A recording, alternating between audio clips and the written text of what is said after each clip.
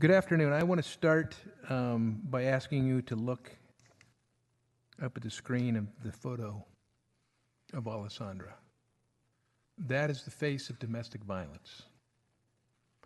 As you've heard, it comes in all colors, all creeds, all economic levels. It affects every area. And my name is Rick Beatty. I'm Alessandra's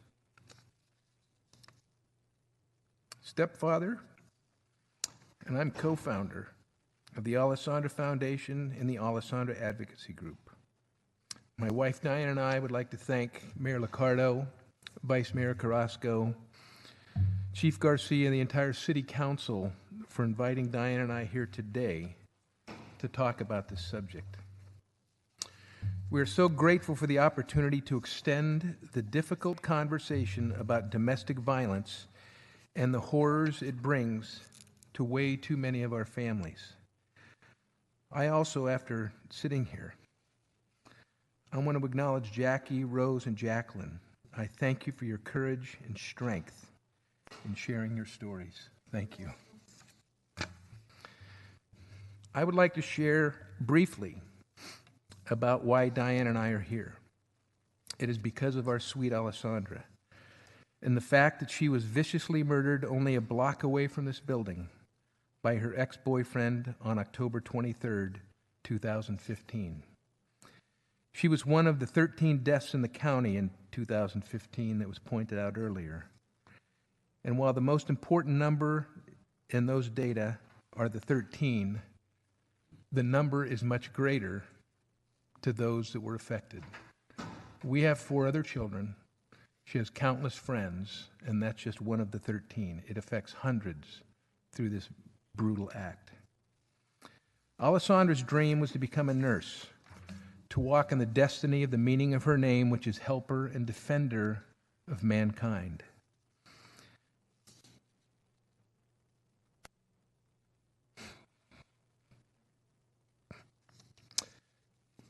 Alessandra's gone. However, her dream is alive, and it's alive and well in the foundation and the advocacy group named in her honor. Allow me just a moment to walk through the vision of our organizations and the approach we are taking to tackle these issues. First, I want to share with how this started. And the answer to that is a testimony of faith. My wife and I are Christians, and the inspiration for this moment began at 2 o'clock one morning, about a week after Alessandra was murdered. The Lord woke me up and told me to grab a pad of paper and a pen and to come downstairs. He wanted to talk to me. The cause and approach that you see on the slides are what were given to me that morning. The cause or the vision is to promote an environment of truth and public awareness about domestic violence and shine the bright light of truth on those that perpetrate these horrific acts of violence. The approach that we're taking through the foundation is through education. Amy touched earlier on the YWCA education program, and I want to point out that she pointed out that 9,000 students in Evergreen School District are exposed to this. And I believe, and correct me if I'm wrong, that there's about 180,000 students in Santa Clara County. That has to change. DiAnn and I, one of the things that the foundation is doing is to connect people that need to be connected. So we're working with Tanis Crosby, Cindy Chavez, Susan Ellenberg, who's the board chair of the San Jose Unified School District, in an education summit to find out how we get this into more school districts in the county. As part of this, the foundation will develop and implement programs, and really what we're doing is we're partnering to educate the community about the horrors of domestic violence and its effects upon families and society as a whole, to educate the community about the absolute true value of women and children, the long-lasting generational effects of domestic violence in families, which you've heard today, and then to activate the voice of youth to bring about the changes needed to end all acts of domestic violence. I usually set lofty goals. Mine is to put the YWCA and Next Door Solutions out of business because there's no need for it. So I know that's a long trip, but we're ready to go. The advocacy group is more on advocacy, and it's a group that will work with public officials, legislators, professionals to develop and draft legislation for the creation of an online offender search engine, not a registry, called Alessandra's List. That would grant public access to certain, not all, but certain domestic violence-related conviction records and expose them to the public. The public pays for this information, but we cannot easily access it. We also will advocate for tougher sentencing requirements for those convicted of domestic violence.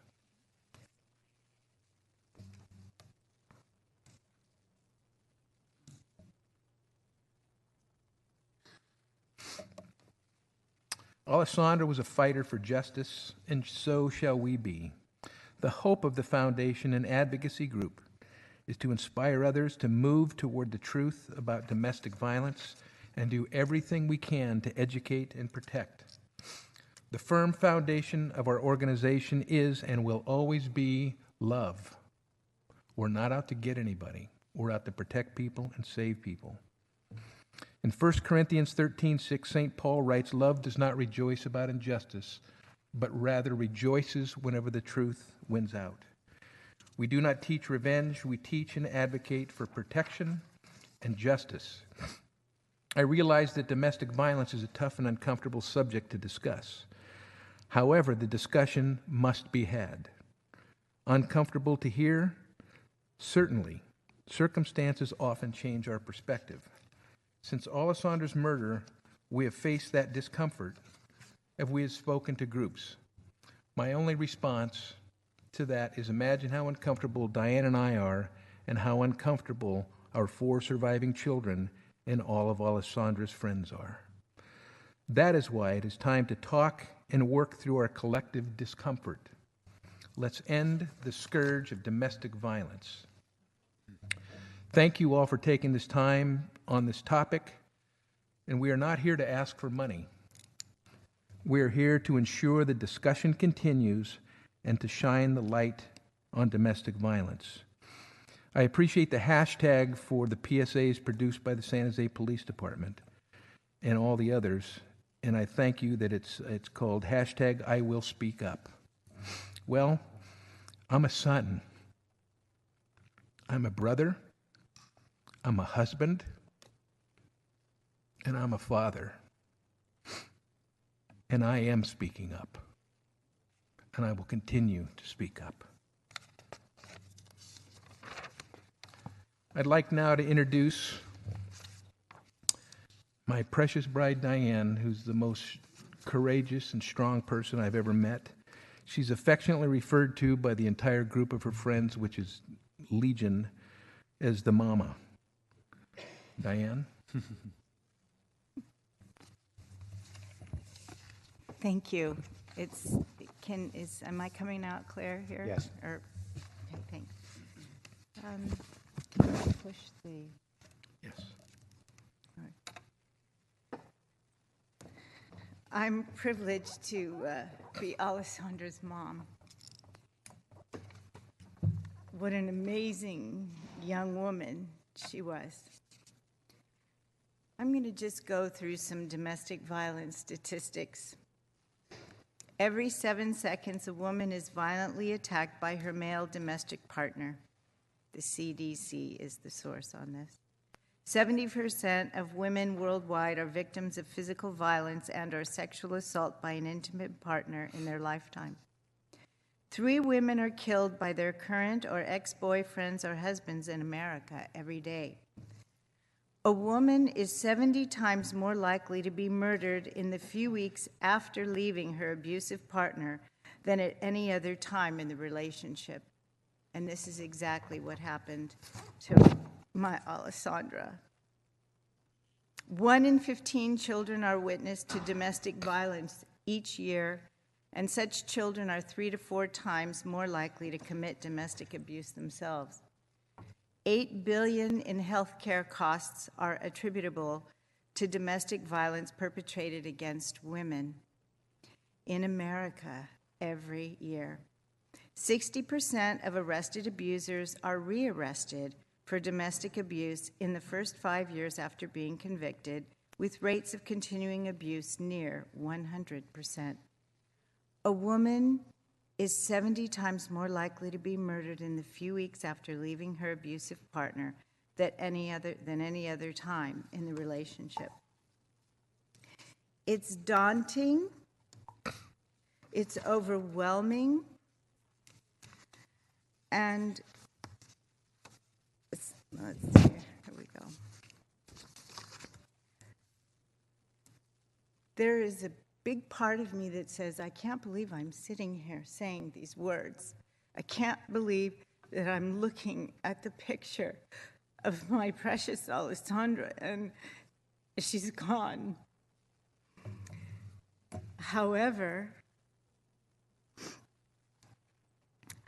it's a privilege to be here in this hall with a group of freedom fighters.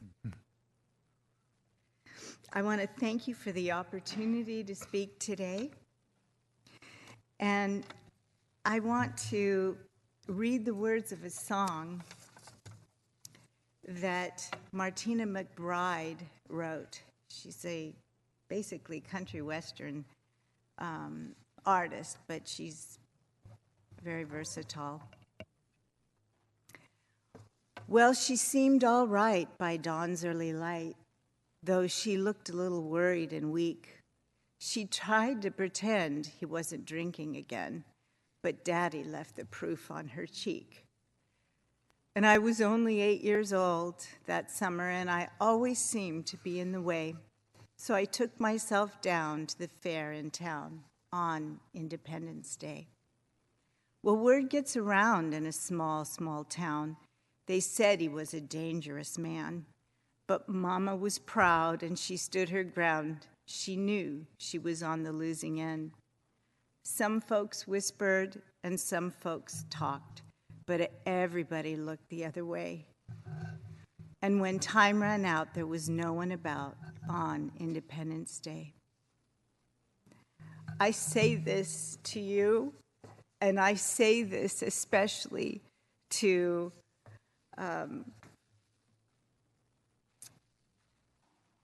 Chief Eddie Garcia. I say this to you. Let freedom ring. Let the white dove sing. Let the whole world know that today is a day of reckoning. Let the weak be strong. Let the right be wrong. Roll the stone away. Let the guilty pay. It's Independence Day. And I thank you for the opportunity to be part of a whole wonderful group of people that stand for justice, that stand for honoring women. And the PSAs that you have put out, Chief, right on. Go get it. Let us, both male, female, mother, father, children, hear the truth that women are valuable, that children are valuable, that we're all valuable, and that justice shall be done in this land.